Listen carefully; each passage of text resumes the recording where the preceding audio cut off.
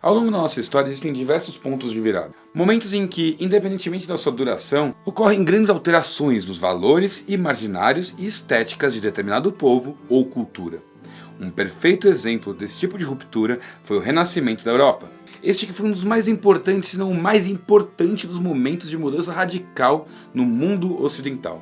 Fundamental para entendermos todos os acontecimentos que vieram a afetar e construir aquilo que hoje entendemos como modernidade. As mudanças, construções e revisões desse período mudaram o âmago da experiência humana em diversas instâncias que podem ser sentidas até hoje, especialmente no que se refere ao papel da humanidade no mundo moderno. Afinal, é durante o Renascimento que o eixo do mundo se transfere para as mãos dos homens. Os estados passam para os grandes monarcas e se constituem nações, e a economia vai para os mercados e para os burgueses.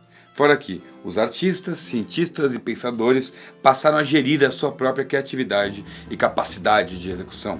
Recai firmemente sobre o sujeito a sua condição de indivíduo autônomo, e a razão se impõe diante do conhecimento que se produz ao longo desse curto período da história. Renascimento, renascença ou renascentismo são os termos usados para identificar este fenômeno histórico que ocorre, grosso modo, entre meados do ano de 1300 até meados do ano de 1600, de forma a operar como uma transição entre a Idade Média e a Idade Moderna, e comportar uma quantidade assustadora de nomes ilustres de todos os tipos em todas as áreas que você possa imaginar. Mas é claro, a história não funciona como capítulos de um livro, com clareza em suas divisões feitas de forma organizada e consciente. Os renascentistas não faziam ideia do quanto seriam importantes, ou de que seriam chamados dessa forma. As coisas operam de forma muito mais orgânica, e os historiadores procuram estabelecer essas nomenclaturas e divisões a partir de algum distanciamento que possa traçar determinados padrões para dar nome ao tempo. No caso da Renascença, não é diferente. E, se pudermos traçar a marca geral desse período, precisamos entender o que foi e como se deu o famoso giro antropocêntrico, que é, basicamente, a mudança do centro do universo simbólico de uma sociedade europeia, do Deus para o homem, retomando a lógica do humanismo. Vale a ressalva, o Renascimento afetou os modos de vida no sentido muito amplo, mas o humanismo propriamente dito ficou mais no domínio dos sábios e pensadores e tal. Até porque não é como se o teocentrismo de 1000 anos vivido na Europa tenha sido rapidamente substituído e o mundo tenha subitamente tornado-se laico. Aquela parte do mundo ainda se manteve profundamente cristã, claro, mas esse cristianismo sofreu algumas alterações. Então calma, antes de eu pontuar as características do Renascimento, vamos prestar atenção no que estava acontecendo concretamente com a Europa ao longo deste período. Socialmente falando, o mundo feudal estava instável. A ascensão da burguesia estava acelerando conforme o crescimento dos mercados, e conforme essa classe ganhava seu espaço, parte da nobreza perde sua imunidade e poder. Surge então a necessidade de desenvolver um modelo mais sofisticado de organização de Estado. E isso passa a ser estimulado pelos reis, que, a partir dos textos clássicos, procuraram se articular de forma a organizar seu poder. Daí surge um conjunto de ideias absolutistas, por exemplo. E essas ideias eventualmente levaram ao estabelecimento dos Estados nacionais modernos. Enquanto isso, o contato intensificado com o Oriente, especialmente com o mundo islâmico, trouxe conhecimentos científicos desconhecidos para os europeus até então. Tecnologias que os levariam, entre outras coisas, às grandes navegações. Além disso, o contato com o Oriente expôs aos pensadores desse período muitos textos das escolas de pensamentos gregos e helenísticos que haviam sido esquecidos na Europa, mas preservados no Império Bizantino, que ficava lá do lado. Esses textos foram fundamentais para a construção do pensamento humanista do Renascimento. E é possível observar que, gradualmente, o interesse dos artistas e pensadores enveredou para a cultura secular greco-latina e se afasta muito das tradições clericais da Idade Média. O objeto da reflexão geral, ainda que no mundo cristão, passou a ser o homem, sua individualidade e sua capacidade de pensar e de criar. Inclusive é nesse momento em que o artista começa a assinar as suas obras e ser visto da forma que nós os vemos hoje em dia.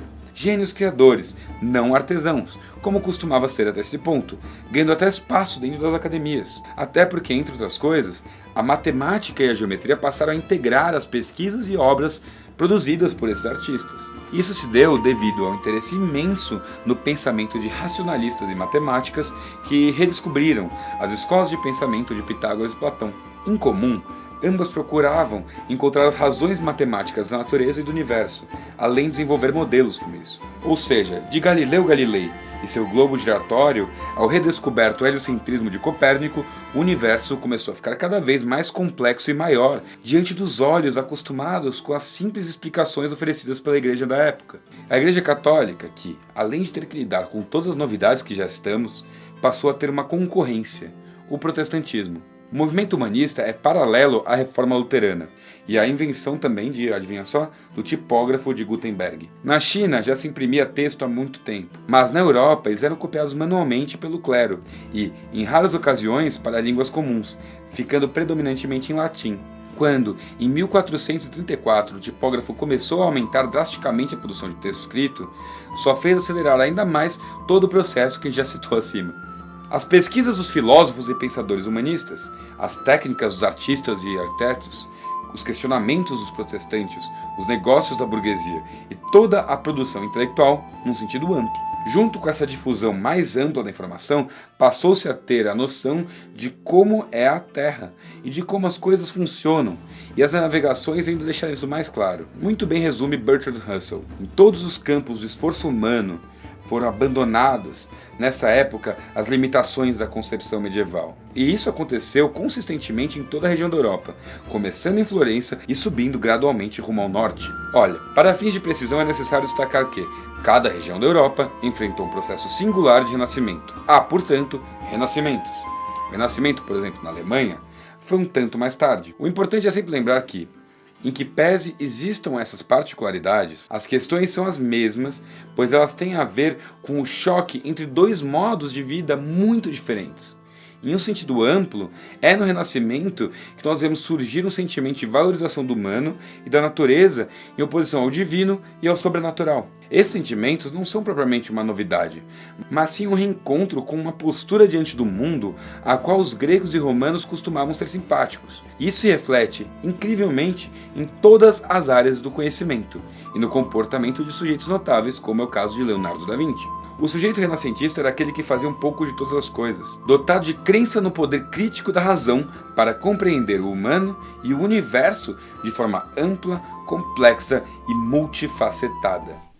E, bom, é isso aí, galera. Eu espero que vocês tenham gostado deste conteúdo. Se você gostou, deixa um like, compartilha, manda para as pessoas. E se você gosta do canal, se você gosta do conteúdo que eu faço aqui, considere se inscrever e ativar o sininho para receber todas as notificações. E acima de tudo, muito obrigado por nos assistir. Um gigantesco abraço e tchau, tchau.